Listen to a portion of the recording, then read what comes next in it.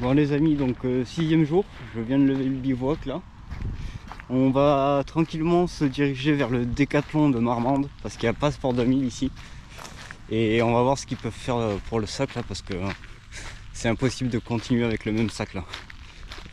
Ça tient vraiment à deux coutures, deux points de couture, donc il est obligatoire et urgent de le changer.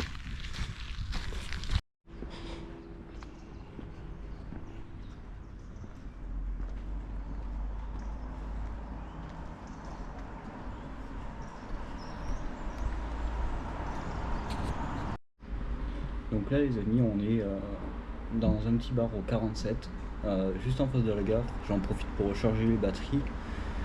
Et puis voilà, petit jour off sur Marmande. Donc on va faire un petit peu le tour de la ville, on ira camper près du lac. Donc là au 47, super gérante, super sympa. Donc voilà, on a eu un petit refus de la part de Decathlon, qu'ils n'ont même pas voulu que je filme à l'intérieur. Donc on va devoir s'adapter par rapport au sac. Faire comme on peut. Hein.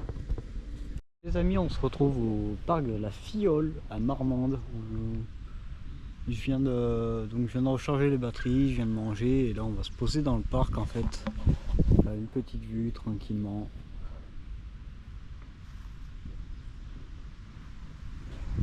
Voilà, donc c'est un très grand parc avec un skatepark, une aire pour les camping-cars, etc. Et du coup on va en profiter pour se poser un petit peu. Et puis voilà. Les amis, je me trouve actuellement dans le parc où se situe Garo Rock, dans le festival en France là, qui se situe à Marmande. C'est un très très grand parc et là en fait les aires de camping ont été fermées à cause des pluies violentes, de risque de débordement de la Garonne, mais c'est pas grave, on va quand même y bivouaquer cette nuit et on repartira demain matin. Je suis actuellement sur le parc où se situe Garo Rock. Il est incroyable, il est vachement grand et je viens de tomber en fait sur un petit truc là pour recharger le téléphone, donc c'est cool, ça régale. Bon les amis, j'ai fait un petit peu le tour du parc là et je vous avoue que c'est chaud parce que la Garonne est vachement haute. On a trouvé un petit coin là où il y avait une prise et un petit air, donc je pense qu'on va s'arrêter ici pour aujourd'hui. Et puis de toute façon on se tient au courant. Et salut tout le monde, donc 7e jour aujourd'hui. On va aller recharger le téléphone hein, tant que les magasins ouvrent.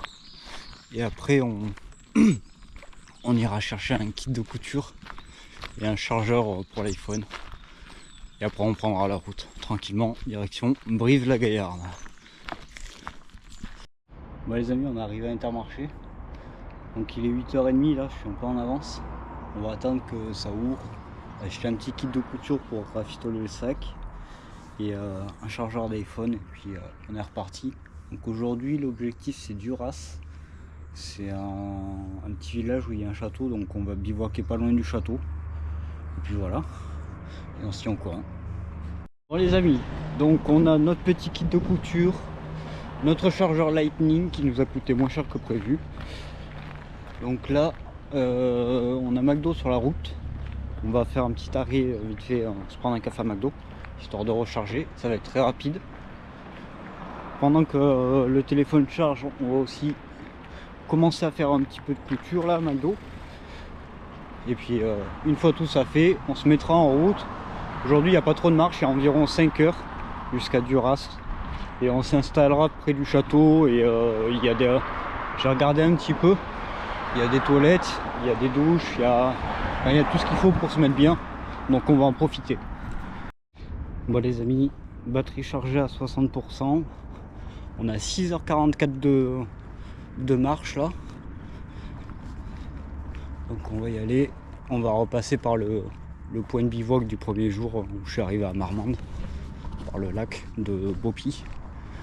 Et puis voilà, 6h44, c'est parti. Bon les amis, on est à Beaupuy là. Donc on a remonté le lac et là on a remonté vers le village de Beaupuy. J'ai pris un petit dénivelé dans la tronche là. On est au milieu des vignes. Donc si le temps reste comme ça va pas être trop mal en vrai. Et puis si la route ça reste comme ça aussi, jusqu'à Dura ça devrait aller. Ça devrait être pas trop mal en vrai. Donc voilà, on va s'y remettre.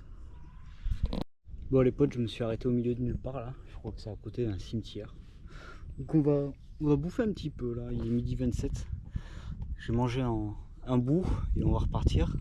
N'oubliez pas, hein, quand vous êtes en nature, en montagne, en forêt, peu importe, vous la laissez telle que vous êtes arrivé, c'est-à-dire propre. Vous ramassez tous vos détritus, tous vos papiers, on laisse rien sur place. Allez, bon appétit. Bon, je viens d'écourter la pause déj. Il y avait pas mal de frelons asiatiques, j'ai pas voulu rester dans le coin du coup. Éviter de se faire piquer connement là. Donc voilà, on est reparti pour Dura. Pour aller bivouaquer au château. Les potes, je viens de me faire des nouveaux amis. Petites vaches là. Elles ont l'air intriguées. À mon avis, elles doivent pas souvent voir des mecs passer avec un sac à dos.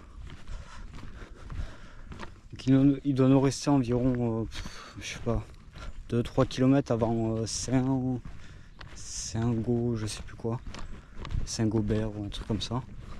Et après, il en restera 4-5 jusqu'à Dura. Le point de bivouac. Alors je sais pas sur quoi je vais tomber d'ailleurs au prochain village. Parce que quand je vois la route, comment elle se présente, ça a l'air des chemins de terre. Enfin, on verra bien. Les amis, bonne nouvelle. Donc là, vous voyez, on est en plein milieu des vignes. Là, juste là, c'est le village de Taïkava. Donc c'est l'avant-dernier village. Non, c'est le dernier village avant Dura. Et là, derrière cette rangée d'arbres, en fait, on peut voir directement Dura. Et à vue de nez, je dirais environ 1 heure de marche encore. 1 heure, 1 heure et demie. Donc on avance. Il est 15h23. Donc ouais, je vais arriver sur les coups de 17h. On verra si c'est trop tard pour aller voir le château, sinon vous l'aurez demain matin. Eh bien les amis, bienvenue au château de Duras.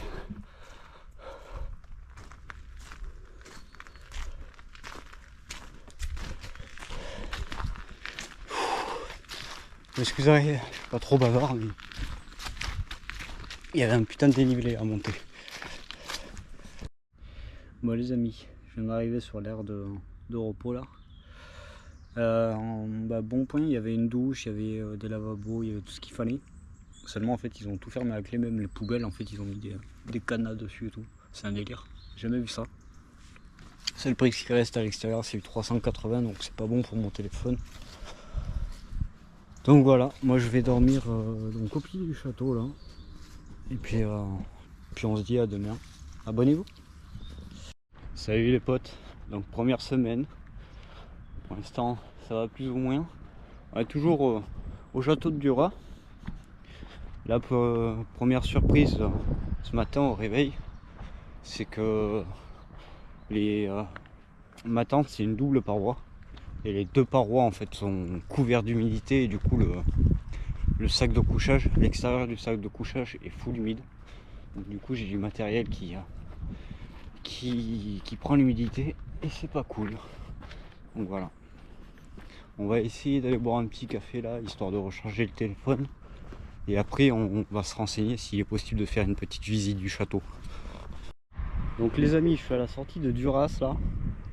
Malheureusement on n'a pas pu faire la visite du château parce que ça ouvrait beaucoup trop tard et après ma journée de marche était niquée. Et du coup là on va aller vers Eymet, donc un petit village. Il y a aussi un château, donc Google Maps m'annonce 4h30 et mon application de randonnée je vais me faire passer par un autre chemin. Il y en avait pour 7h30, donc aujourd'hui on va écouter Google Maps et on va faire majoritairement en fait de la route. Il y en a pour 4h30, donc normalement je devrais être là-bas vers 14-15h maximum. Ouais les amis, je sais pas trop où je suis là, je dois plus être loin. Je me suis fait 2 nouveaux potes. En fait je suis rentré dans un vignoble et du coup ils m'ont aboyé dessus au départ et après ils m'ont escorté jusqu'ici. C'est énorme. Bien. Bon les potes, on va arriver au lac là, d'ici 5-6 minutes. Et j'ai toujours ma petite copine là, elle s'appelle Neni, c'est une berger allemande. Donc je viens d'avoir ses propriétaires là pour leur dire que elle m'avait suivi malgré le fait que je lui ai dit de rentrer. Et seulement là en fait on a tapé presque 1h30 de marche. Et du coup on s'est donné rendez-vous au lac avec les propriétaires pour qu'ils la récupèrent quoi. Voilà. Et les amis, on a rendu notre petite amie, donc Nina, la petite chienne, la berger allemand, à sa propriétaire. Et du coup, on s'était donné rendez-vous au barrage de l'Escourou. Voilà, c'est une très jolie retenue d'eau. En gros, il y a 2 lacs. Donc là, on a le déversoir principal juste ici. Et là-bas, le déversoir secondaire. Et en gros, c'est un espèce de barrage. Voilà. Il y a des canadaires qui viennent se recharger et tout, donc c'est plutôt sympa. Allez, maintenant on n'a plus qu'1 heure avant Aymet. Et on est parti hein. Bon, les amis, je viens d'arriver à Aymet. Là je voulais aller au stade en fait, remettre de l'eau dans la bouteille. J'arrive au stade et en fait il y avait un panneau propriété privée. Donc en gros le stade tu peux même pas remettre de la flotte quoi. Je trouve ça un peu con de mettre une propriété privée sur un stade, mais bon. Donc, super l'ambiance.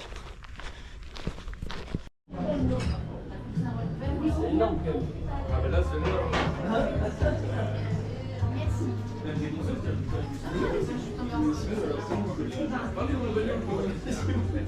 tu sors de là.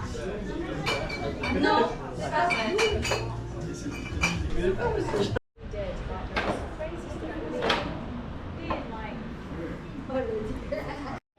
Donc les amis, là je me trouve au plein cœur de Aymet, donc le cœur du village. Vous avez vu, c'est des petits bâtiments de cottage comme ça.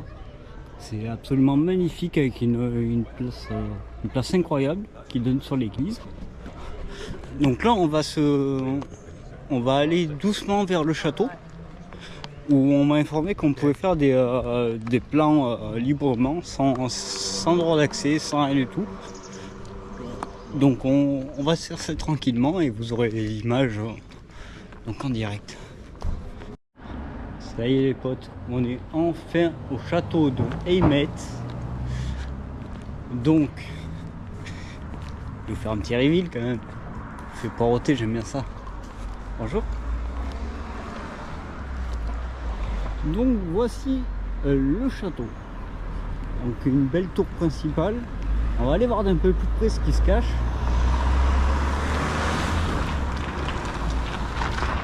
Avec une petite vue sur l'église juste ici. Mais nous, ce qui nous intéresse surtout, en fait, c'est le château. Donc je me trouve ici au pied du château. Donc ici on a les petits jardins, mais ils sont fermés pour je ne sais quelle raison. À mon avis, on est arrivé un petit peu trop tard. Et voici le château en question.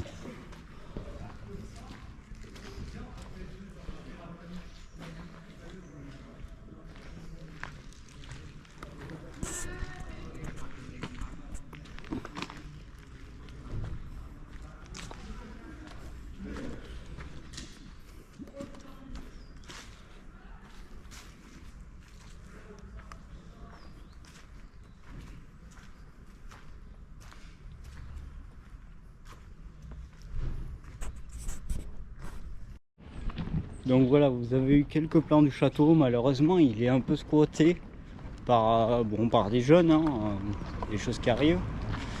C'est dommage. Donc là, on va essayer d'aller du côté de l'aire de repos, installer le bivouac et on se retrouve là-bas. Donc je remercie le bar de Tortoni qui nous a recueillis pour qu'on puisse recharger nos batteries. C'est très gentil à eux. Donc plein de cœur dans les commentaires pour les remercier. Donc les amis, je me trouve ici sur l'aire de camping-car, l'aire de repos entre guillemets, c'est ce qui est gratuit ici dans cette ville de Aymet. Et en face, il se trouve que j'ai vu un petit camping-car là. Et on va essayer d'aller planter notre tente un petit peu à côté, mais pas trop quand même, histoire de respecter l'intimité. Et puis voilà.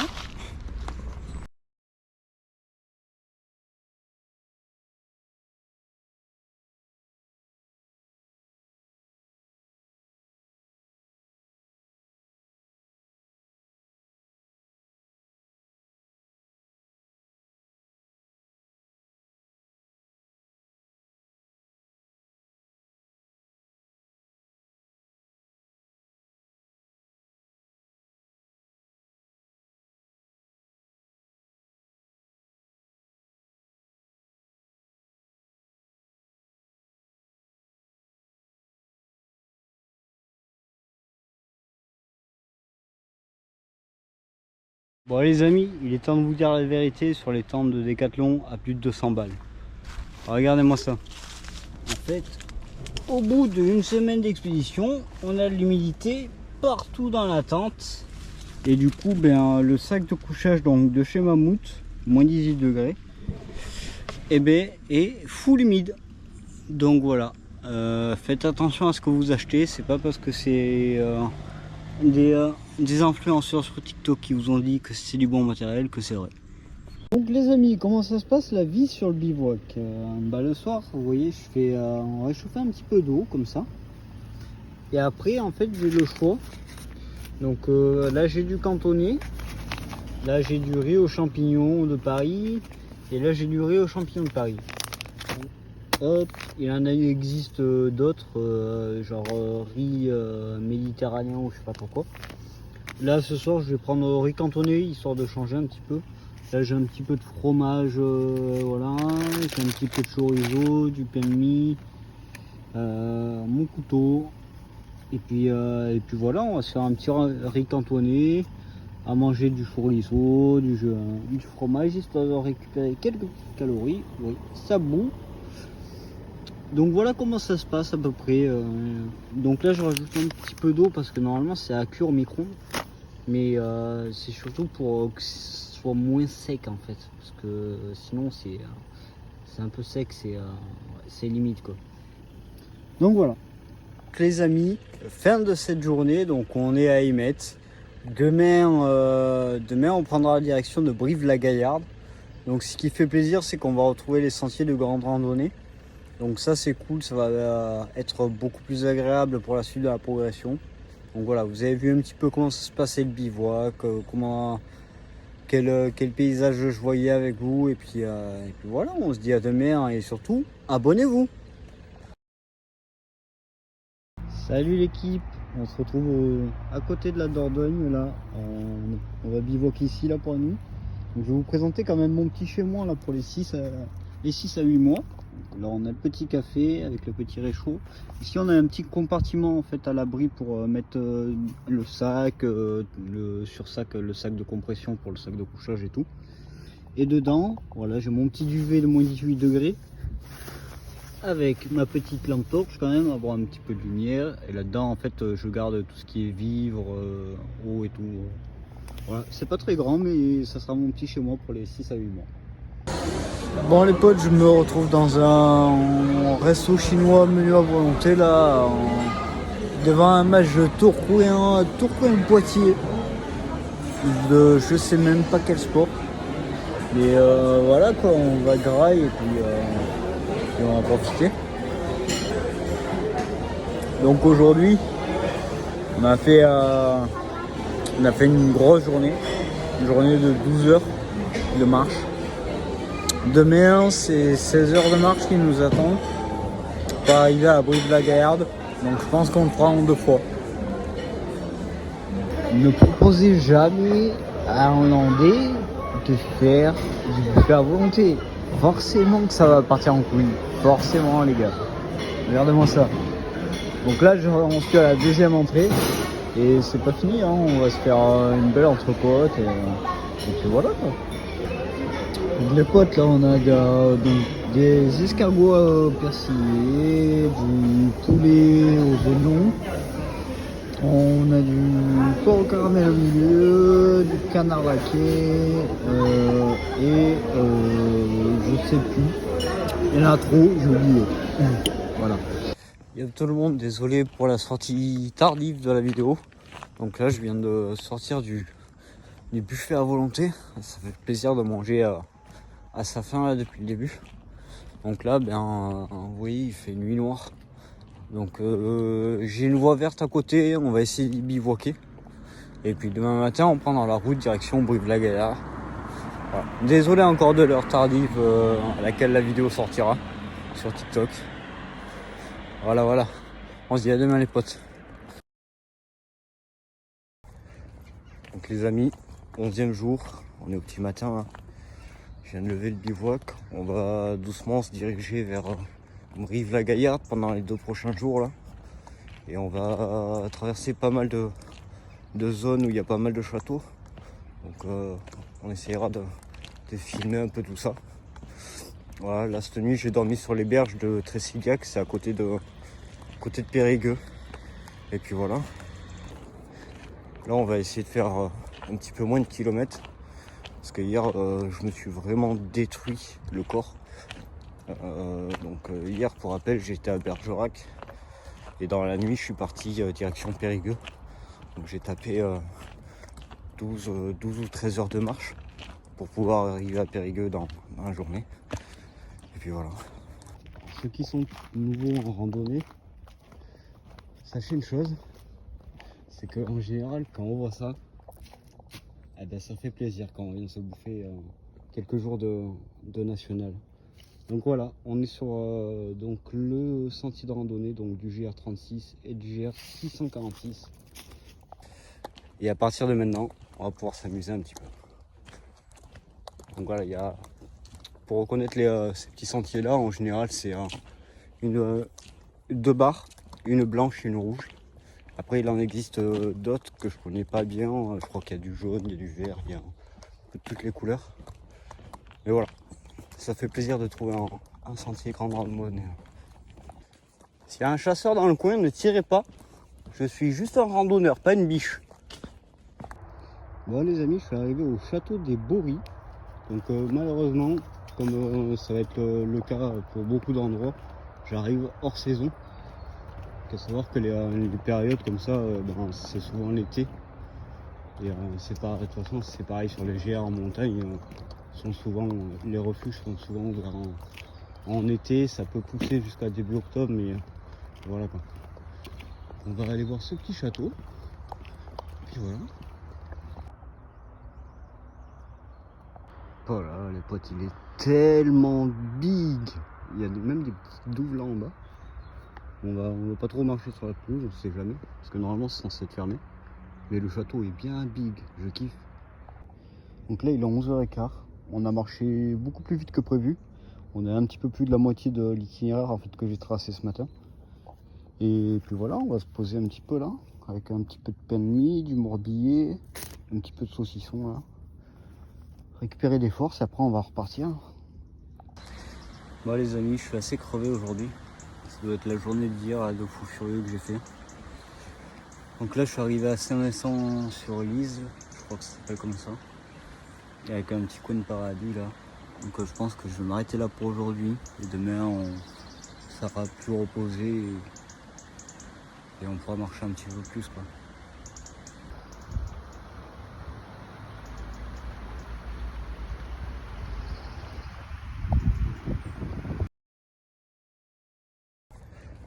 Donc les amis, 11e jour, on est au petit matin là. Je viens de lever le bivouac, on va doucement se diriger vers Brive-la-Gaillarde pendant les 2 prochains jours là. Et on va traverser pas mal de zones où il y a pas mal de châteaux. Donc on essaiera de filmer un peu tout ça. Voilà, là cette nuit j'ai dormi sur les berges de Tressignac, c'est à côté de Périgueux. Et puis voilà. Là on va essayer de faire un petit peu moins de kilomètres.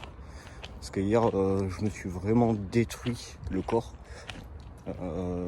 Hier pour rappel j'étais à Bergerac. Et dans la nuit je suis parti direction Périgueux.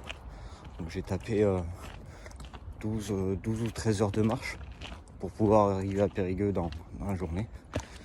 Et puis voilà. Ceux qui sont nouveaux en randonnée, sachez une chose, c'est qu'en général quand on voit ça, eh ben, ça fait plaisir quand on vient se bouffer quelques jours de national. Donc voilà, on est sur donc le sentier de randonnée donc du GR36 et du GR646. Et à partir de maintenant, on va pouvoir s'amuser un petit peu. Donc voilà, il y a, pour reconnaître ces petits sentiers là, en général c'est deux barres, une blanche et une rouge. Après il en existe d'autres que je connais pas bien, je crois qu'il y a du jaune, il y a du vert, il y a un peu de toutes les couleurs. Mais voilà, ça fait plaisir de trouver un sentier grande randonnée. S'il y a un chasseur dans le coin, ne tirez pas, je suis juste un randonneur, pas une biche. Bon les amis, je suis arrivé au château des Bories. Donc malheureusement, comme ça va être le cas pour beaucoup d'endroits, j'arrive hors saison. Il faut savoir que les périodes comme ça, ben, c'est souvent l'été. Et c'est pareil, de toute façon c'est pareil sur les GR en montagne. Sont souvent, les refuges sont souvent ouverts en été. Ça peut pousser jusqu'à début octobre, mais voilà quoi. On va aller voir ce petit château. Puis voilà. Voilà les potes, il est tellement big. Il y a même des petites douves là en bas. On va pas trop marcher sur la pelouse, on sait jamais, parce que normalement c'est censé être fermé. Mais le château est bien big, je kiffe. Donc là il est 11h15. On a marché beaucoup plus vite que prévu. On est un petit peu plus de la moitié de l'itinéraire en fait que j'ai tracé ce matin. Et puis voilà, on va se poser un petit peu là, avec un petit peu de pain de mie, du morbillet, un petit peu de saucisson là. Récupérer des forces, après on va repartir. Bon les amis, je suis assez crevé aujourd'hui. Ça doit être la journée d'hier de fou furieux que j'ai fait. Donc là je suis arrivé à Saint-Vincent-sur-Lise, je crois que ça s'appelle comme ça. Et avec un petit coin de paradis là. Donc je pense que je vais m'arrêter là pour aujourd'hui. Et demain on sera plus reposé et on pourra marcher un petit peu plus quoi.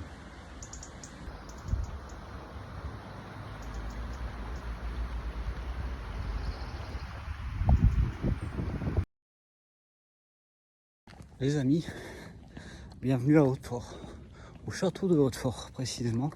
Donc je tenais à m'excuser par rapport à hier, il n'y a pas eu de vidéo, pas de batterie, pas de réseau, c'était de la grosse merde. La tente qui a pris l'eau ce matin, donc le duvet aussi. Et puis voilà.